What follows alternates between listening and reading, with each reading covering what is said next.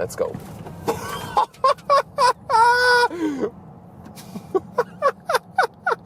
Did the glove box just open and everything fall out of the glove box? You can scream, it's okay. You just hold your breath, right? The Tesla Model X receives an intensive update or even facelift, and the new Plaid version, the most powerful one. And here was Thomas, an Autogefühl for you in 4K, full screen and full length. That's how you watch our channel. We'll tell you all about it. What you need to know, is this still the benchmark of EV SUVs? Here in the lower part, this part was before black in a separate piece. Now the whole front is basically one piece here in the lower end.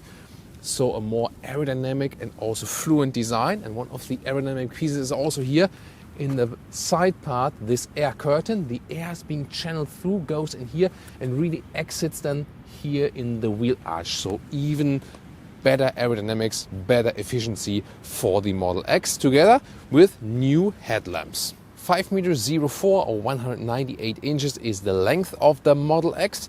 This has remained the same, but changes here in the side profile. In general, for the update or for the facelift, both also for the Plaid model here. Blacked out frames, so the chrome delete, as they call it. So it looks sportier, more sinister. Also then here the door handles are in black. Wheels here then also in black, and either 20 or 22 inch. These ones here are the bigger 22 inch wheels. So overall a sportier, more present look for this Model X. Interesting also technology wise. So you either get the normal dual motor concept, or in the most powerful Plaid concept, then you have 3 motors in general, because you have 2 at the rear axle, 1 at each wheel, and that enables even better torque vectoring. Overall, more than 1,000 horsepower of power output. We'll also then tell you later more about the acceleration in the driving part. Air suspension is standard, so you also have a more comfortable ride than in the Tesla Model Y, the smaller SUV. As for the rear, usually I'm not a fan of black details, because to me it looks sometimes a little bit over the top. But here for the Tesla models, I think it looks indeed more premium when these details here are blacked out somehow. Because the Model X especially, it doesn't look that sporty overall, but with these black accentuations, I think it fits here very, very well. Are you team black accentuations and black wheels? Tell me in the comments. Or team chrome?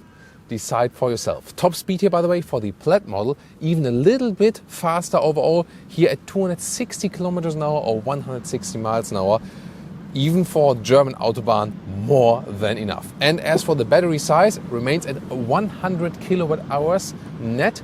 And in the Model X should bring us just an approximate average, like 450 kilometers or 270, 280 miles. So not as far as the Model S, because this one is not as efficient as the Model S. The acceleration figures, around 4 seconds for the normal model, 2.5 seconds for the Plaid model.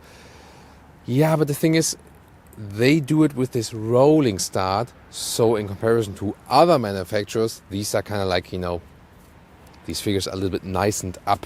So it will be a little, a couple of tenths slower than these official figures. But if you use this acceleration, you have to recharge at some point.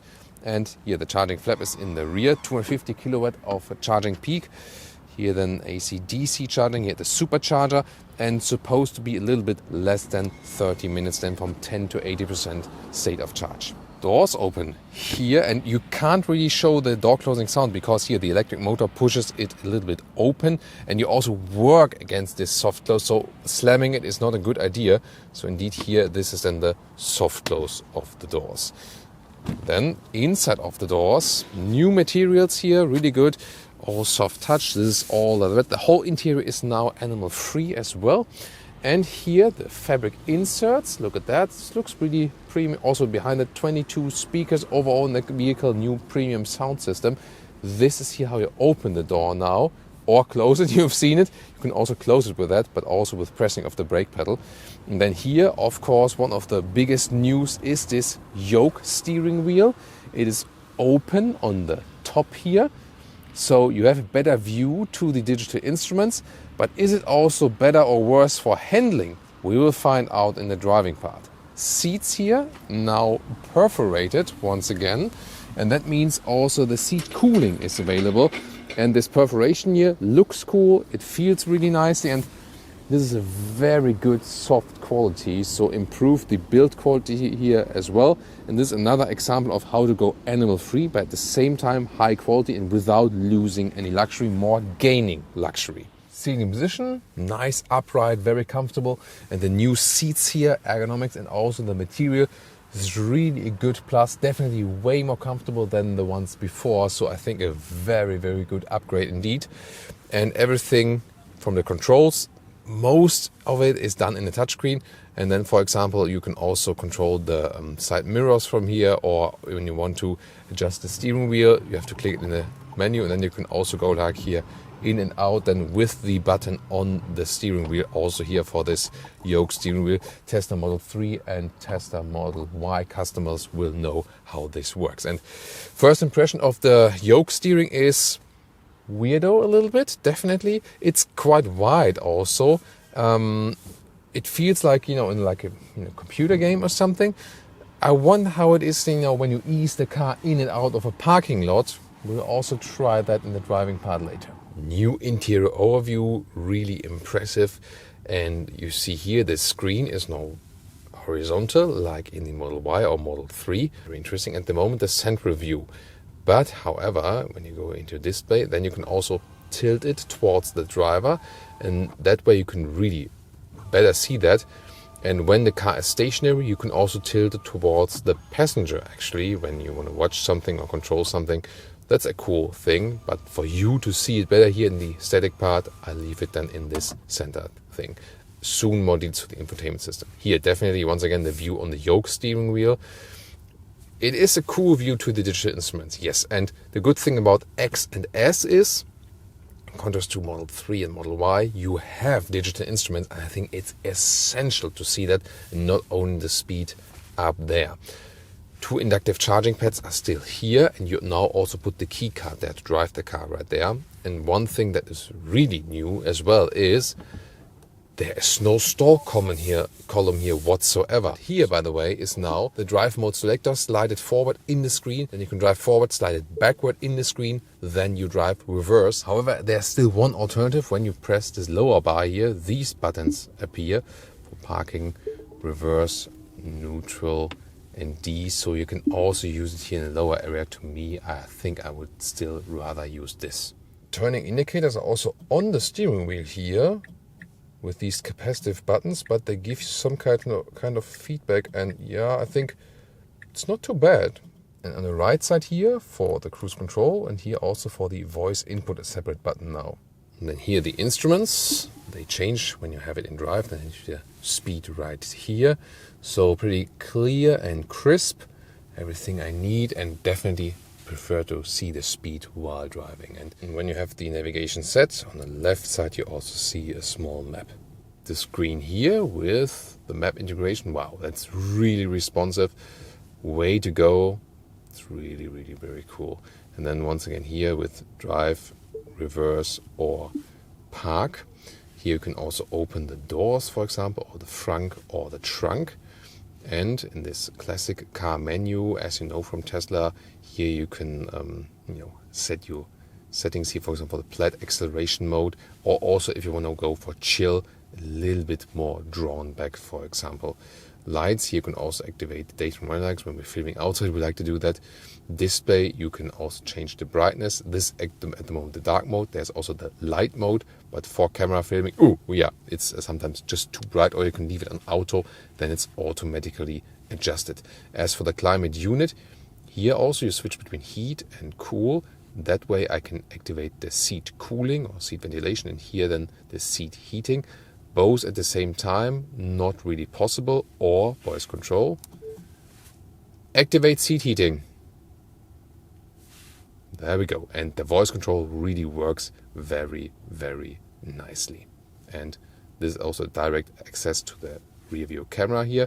They still don't offer Apple CarPlay and Android Auto because they say, hey, our system is the best ever, and then we don't need Apple CarPlay and Android Auto. I don't agree with that. Their system is really cool, offers a lot of possibilities. But I think you should still give the customer a CarPlay connection if customer wants to. By the way, if you see these weird lighting effects in the screen, that is just on camera and not for your real eye. There we see it, but it's really just on camera. You don't see it with your eyes. Lower middle console, still 2 inductive charging pads for your phone. And then this is kind of like a split opening. You slide this one open here, or you can also slide it to half, like this. And then even further, this one open and the cup holders away. And then there's more space underneath. And then under the armrests, just lift it like this and even more space. And here, when I want to get out again, here, press the door and you see here, it almost opens completely. It's a very good comfort feature. And then when I hit the brake, I can close the door. It's a very nice comfort feature indeed. But what happens when someone is standing on the outside? A small kick. And when you close the door here, what about that? Yeah, you feel it, but it doesn't hurt that much. Yes, these Falcon doors are still very spectacular, and you see they also can open in quite narrow spaces, narrower than you think actually. And here with 1.89 meters or 6'2", I can still stand underneath them. So the setup is 5-seater, 6-seater or 7-seater for the Tesla Model X. That has been unchanged. Unless you go here for the most powerful Plaid version, then there's only the 6-seater. And the space behind the driver's seat is actually, put that all in the back, is not that plentiful. So when I'm driving here, you see it does work with the legroom, but it's not too far. Yes, I'm always using a lot of seat space, so it does work for tall adults, but close actually. What about the headroom? So when you come a little bit closer, and you can also come here inside and see here behind this seat, the thing is like there is this glass roof here also, and then you still have enough headroom left. So here, oh, yeah, here it's just a little bit closer. And by the way, if you've seen that I'm a little bit banged up, yeah, actually I had an accident in soccer practice, so I got shot literally, and so I look a little bit that I was, in the fight. So yeah, I began soccer practice now more intensively again since Germany dropped out of the World Cup. I think there need to be some replacement players, right? So, and a good thing here with the 6-seater is you can basically go through here. The kids love it actually. You can install ISOFIX child seats here and here, but then you can basically crouch through here through the next bench. You now also get here this screen in the rear, and there you can, for example, control the vents here, and that looks really fancy. And for this digital solution, it's quite easy to control. So gone are the manual days for the vents. More manufacturers go in this direction indeed to control the vents by that. By the way, this screen will also be used for streaming, so you can also watch them here in the rear while driving. For example, watch some Autogefühl, of course. There we go. Yay! And hit subscribe if you haven't done so far. And while I'm watching the newest episode here, oh, by the way, here subtitles. We always offer now English subtitles as well to turn off or on, depending on your liking. So if you have problems with hearing, that's of course for you. Or maybe also when you are in a situation where you can't listen to sound, then you also have the subtitles. And in the lower part here, 2 USB-C chargers and cup holders. They fold out in a premium way. Also, have a little bit flexible here. So it's actually a very nice solution. And here in the 3rd seating row, yeah, I can squeeze myself through here. No ISOFIX. And, well, as a tall person, you cannot fit here behind these seats with your legs. But I can squeeze my legs somewhere here in the middle. So at least you can go somewhere. For emergency situations, it works. It's more the case of children that are not that small, that they still need a child seat, but not as tall yet. So something in between, and then you just have this flexibility. The German manufacturers with their EVs quite often do not offer a frunk. Here, of course, they do. A lot of space then here also in that front trunk means trunk. And now the trunk. Here we go. And the width here is about 1 meter or 40 inches. That's good. Here a cabin trolley fits in behind the third seating row as well. You press these buttons then here to release them. Head restraints fold, and then you can push them like this. And then you have this normal trunk length, which is to these seats here. It's like 115 in meters or 45 inches. And this is then here a very big hole in the trunk, like really massive space. Then of course also for charging cables and so on. And well, you could move these here a little bit more forward. And the advantage of the through bench is that you can fold it, but in this case then here with the captain seats in the 6-seater setup. Well guys, I want to start this Thomas's driving lounge with the Tesla Model X with the German Autobahn, because this is the Plaid model and we know it from Spaceballs. Just after Ludicrous, there's only Plaid, this grid. And well, when we're getting on the German Autobahn here from 40 kilometers an hour, let's see if we end in a safe way. We have a lot of traffic here today, so we have to wait a little bit behind this one, and let's go.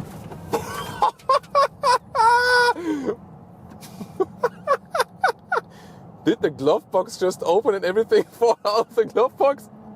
You can scream, it's okay. You just hold your breath, right?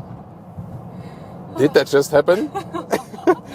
Okay, from 80 kilometers an hour, one more time. Holy 140. Oh my gosh. And now from 100 kilometers an hour, let's see if it's still something.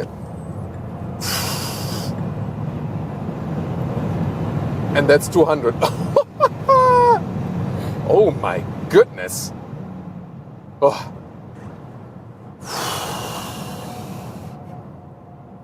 You know, I'm used to driving fast cars, but this is getting the adrenaline heating up for me as well. Oh, whew. Yeah, that was something incredible. And I really have to check the time codes for the acceleration in there.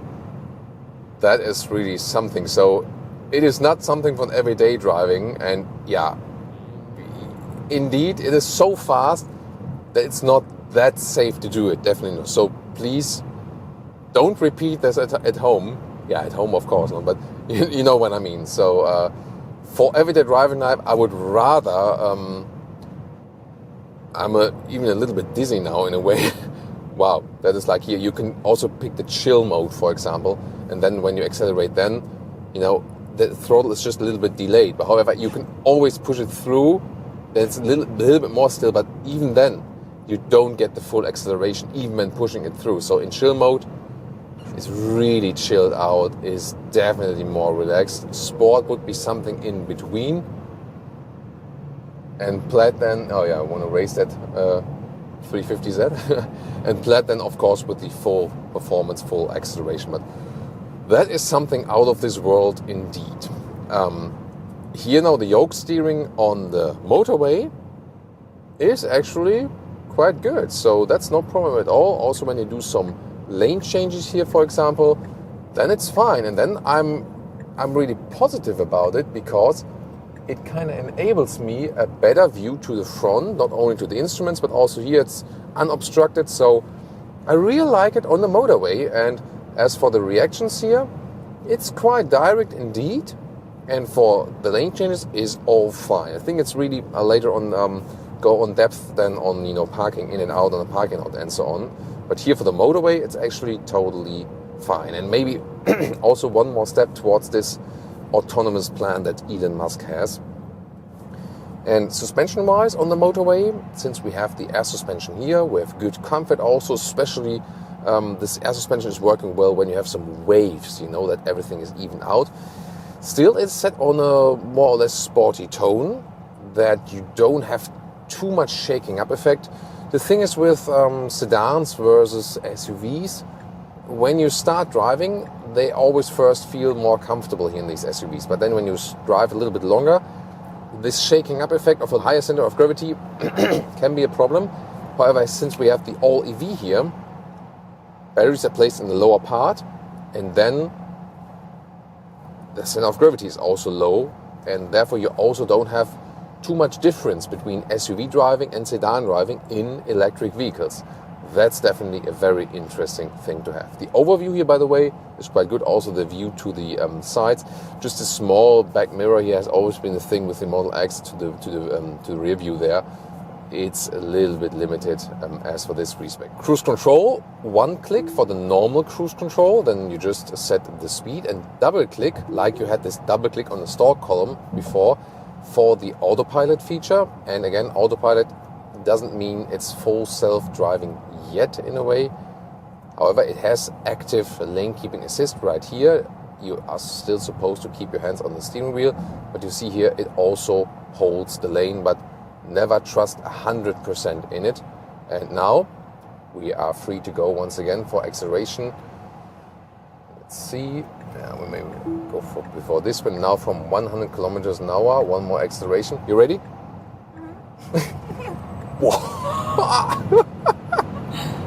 Oh God. 200 kilometers an hour, 125 miles an hour.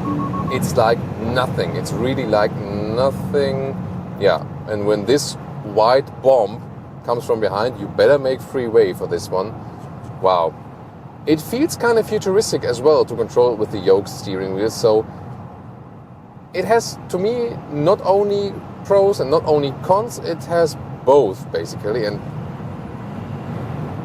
yeah, this one here, Model X and Model S, especially since you don't have this sound feedback, it is one of these vehicles, because it's so extreme in the acceleration, that it tends to make you a little bit sick, even though when you're the driver. Usually it's just the problem of the passenger. You still okay? Mm-hmm. Yes. It's fun? Yeah.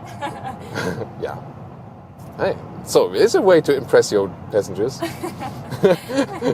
So, yeah, but this car is really, it can make you sick while being a driver. Usually it's just a passenger problem, because the passenger doesn't know when, you start to accelerate, when you start to steer and so on.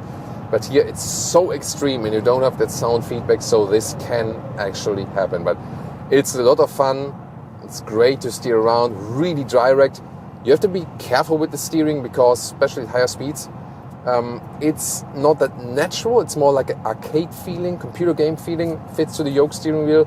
So then when you're driving fast, there are kind of sudden steering movements, so you have to be really gentle. And also when you want to keep, want to care about your passengers, be also gentle with the throttle and gentle with the brakes and with the recuperation and so on, because otherwise they will get sick a little bit more. So, especially because there's always hard recuperation here with the Teslas. You lift your foot off the throttle, there's significant deceleration. Oh, and there's another Tesla Model X behind us. There you can also see the pre-facelift, pre-update changes. Yeah, you can't see that here at the moment, but there's like this black bar in the lower part. Very good to see that. So thank you for driving behind us, that I can compare it. Wow. Whew, what an adrenaline ride here on the German Autobahn, on the motorway. There's the Tesla Model X, that's our take. Oh, and also with the chrome and so on, there you can once again see the difference. Wow, yeah, a lot of fun here also with the lane changes. Definitely a performance fun mobile. When you drive that fast, really use that acceleration, then of course you're also higher in the energy consumption. Yeah, most of the time probably you won't use it every day, but when you have, or when you need the power, then you always know you always have it more than enough and more than anything other combustion powered here on the road. Well, what about easing this car in and out of the parking lot? So I feel like a real shifting lever is always a more connected experience to the vehicle. So it works here with the screen, but I'm not too happy with it. But it's also not a big problem or something. But here then, when I think that the steering wheel concept here, it could be cooler when it's a little bit smaller, I would say. And then here easing the car in and out of the parking lot, I'm not sure how it looks like on camera, but it kind of feels a little bit weird. Yes, you will get used to it, definitely. And here, for example, the good camera system here, but it doesn't feel that natural when you're going left and right again. So for parking in and out, I would definitely prefer a normal steering wheel that you can, better grab around and so on. That doesn't feel that good. However, when you then start normal driving and so on and do like this and this, then it's actually no problem. Of course, the better view to the screen here is only when you have it straight like this. As soon as you go like this, then it's really, really blocking everything. Kind of a little bit of mixed feelings about this yoke steering wheel. I would really be interested to hear your opinion from, maybe you have already tried it yourself in your Model S or your Model X, and if not, what do you think from seeing this then here while we steer it around? Is it something that you would fancy, or is it something that what you say like, when it's like this, no, I don't want that at all actually. So then here a little bit of city or street driving. Also with the turning indicators, it takes a little time to get used to that. Here, for example, it doesn't feel that safe while driving, you know what I mean? Yes, when you are in a Formula One car and have this kind of steering wheel, it's cool in a way, but they are also a little bit more progressive then, so maybe more progressiveness would be cooler than here for this steering wheel. Yeah, the turning indicator thing, you get used to that, and visually that everything is reduced with no stall columns and so on.